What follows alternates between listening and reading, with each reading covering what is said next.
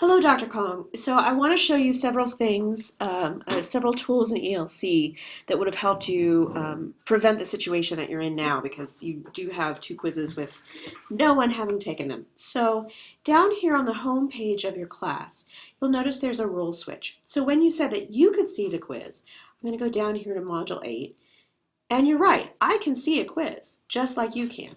But down here, if I go to role switch and switch to the view of a student, I'm going to change my role.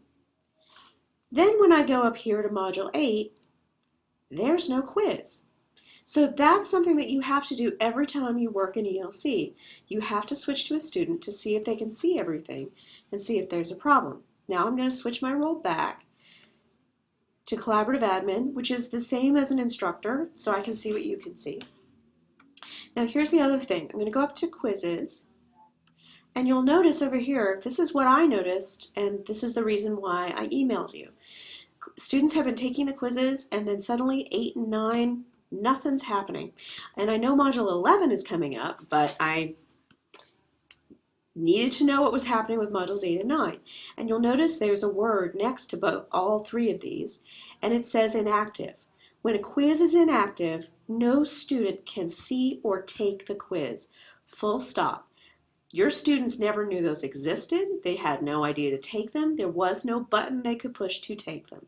So what I have to do is go into Edit, and in these quizzes, I have to go to Restrictions. I am changing this for you, and I have to change the status to Active. As soon as I push Save, this quiz is now visible to students. It was never visible before. Now, of course, we have the small problem that it's got a little end date issue.